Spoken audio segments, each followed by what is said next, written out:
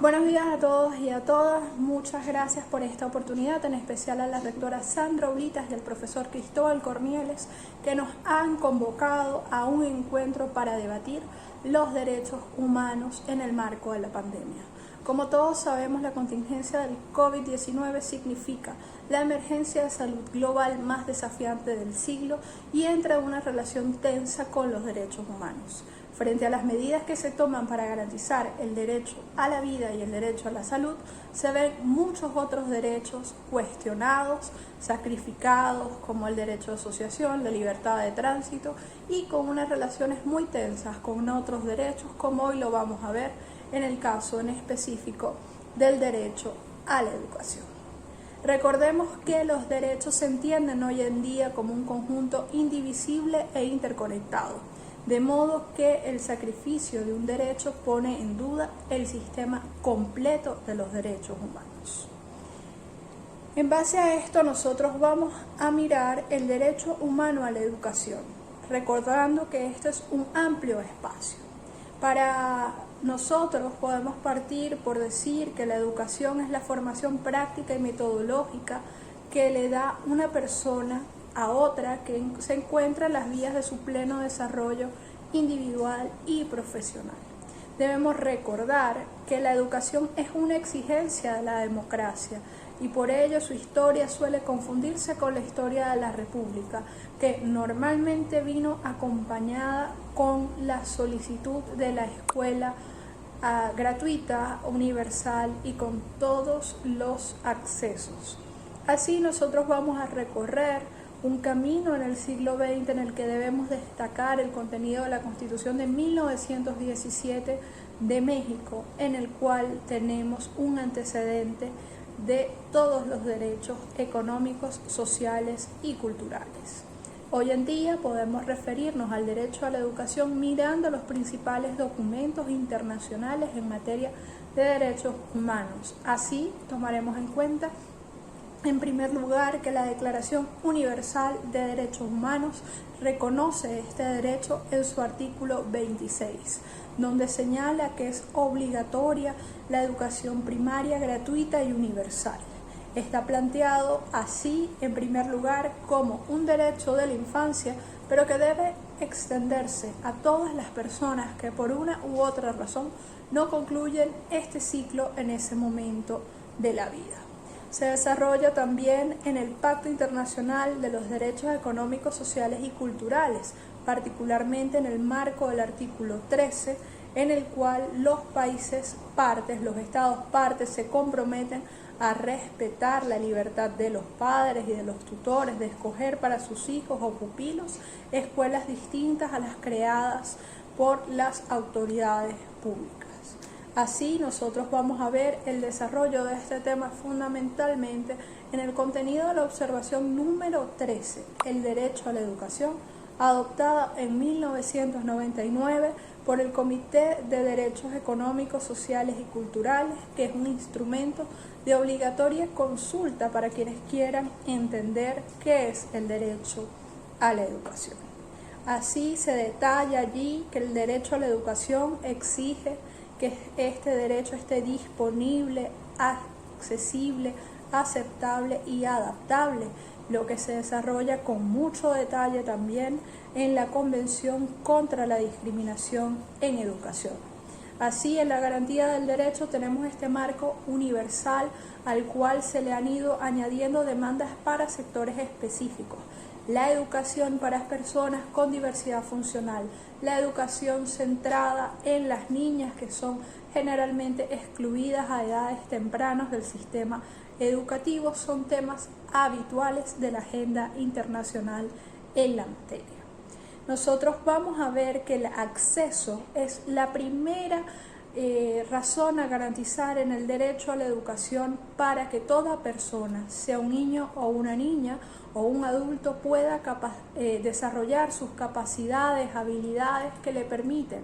tanto un proyecto de vida individual como la participación en la sociedad.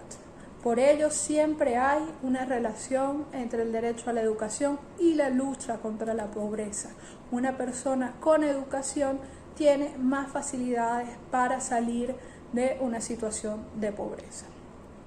En 2004, el informe del relator especial del derecho a la educación señalaba que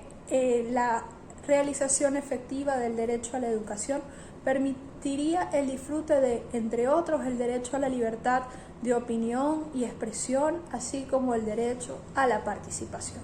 Por ello, el derecho a la educación es considerado una garantía que abre las puertas a otros derechos, por lo cual negarlo significa negar otros derechos.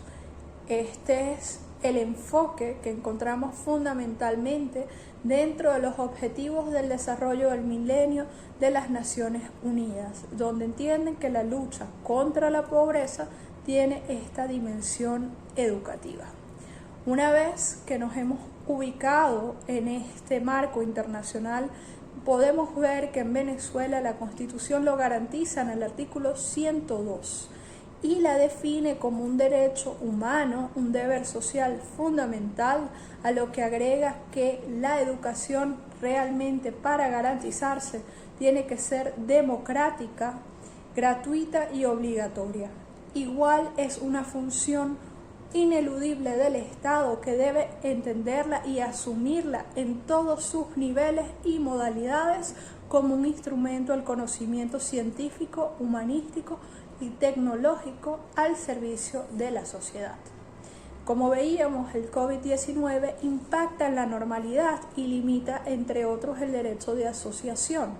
En su faceta más extendida, el derecho a la educación nace de las asambleas, que entendemos se hacía así desde Grecia, y tiene esta dimensión de reunión. Entonces nosotros vamos a darnos cuenta que la prohibición de las reuniones afectó el ciclo educativo. Según la UNESCO, hay 188 países afectados con el cierre total de sus escuelas, lo que involucró que el 92% de la población estudiantil del mundo quedó fuera de las aulas. En mayo de este año, el PNUD consideró que la tasa efectiva de desescolarización, es decir, de salida de la escuela, permanecía en el 60% de los niños y niñas del mundo. En octubre de este año, esta situación todavía afectaba al 33% de la población estudiantil global. La incertidumbre del escenario que nos ofrece que los países que han levantado el confinamiento y en consecuencia han vuelto a abrir las escuelas está marcado por el hecho de que muchas veces tienen que volverlas a cerrar cuando hay nuevos brotes. Por lo tanto, la circunstancia no es un regreso definitivo al mundo escolar. Por ello, la UNICEF ha desarrollado un trabajo intenso que podemos observar en su llamado a que la misión educativa durante la pandemia es mantener la escolaridad y no salvar los años escolares, porque observa la UNICEF que lo más difícil y prioritario es evitar que los niños queden excluidos del espacio escolar.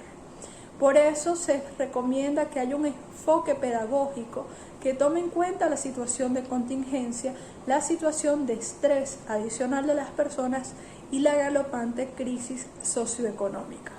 Por ello, hay muchas instancias especializadas revisando cuáles son las principales afectaciones, entre las cuales hay que considerar las diferentes estructuras de las familias, que la situación es más compleja en las familias monoparentales, que es más compleja en las familias trabajadoras, la dificultad de la conciliación entre las nuevas obligaciones que tienen padres, madres y representantes, la falta de apoyo en materiales didácticos y de ocio que tienen los niños en el hogar, la suspensión de los tratamientos específicos que acompañan las clases, por ejemplo, el apoyo de la fisioterapia, de la psicología o de la psicopedagogía.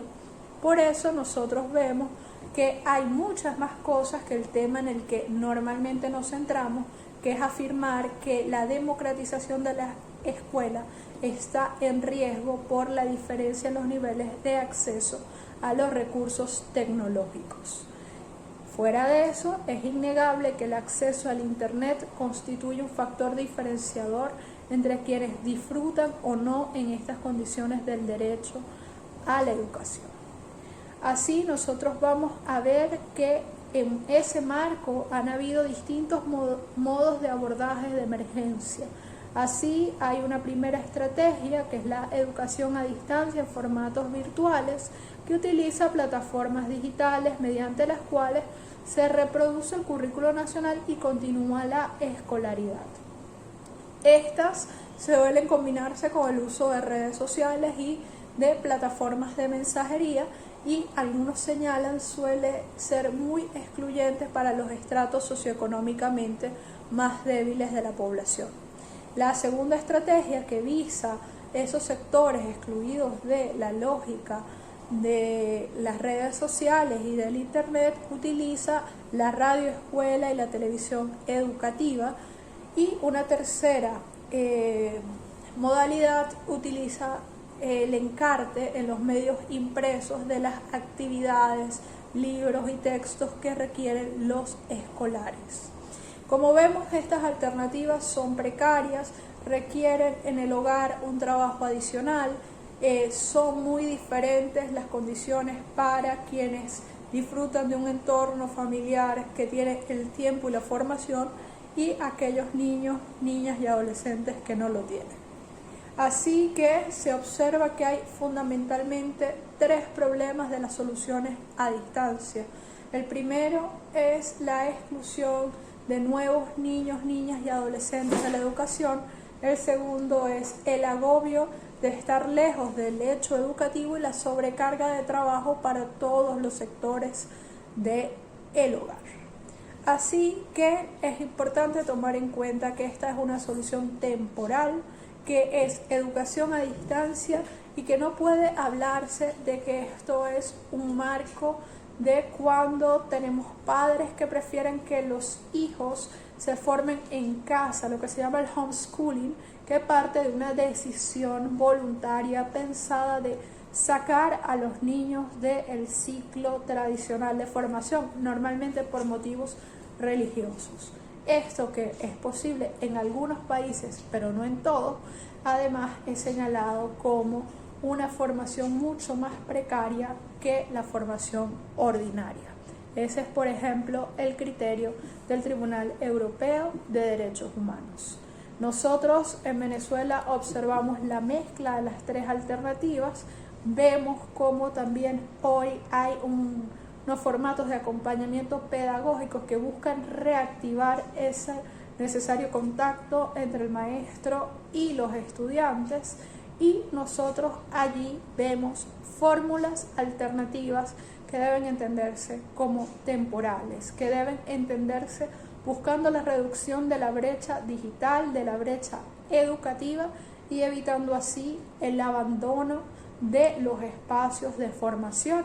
En este texto, desde esa perspectiva, nos hemos centrado principalmente en los niños, niñas y adolescentes, que son sujetos de la educación básica obligatoria, pero estas consideraciones pueden extrapolarse a todos los niveles de formación, porque recordemos que no solo las escuelas, sino también los liceos y universidades han sido afectados por esta pandemia.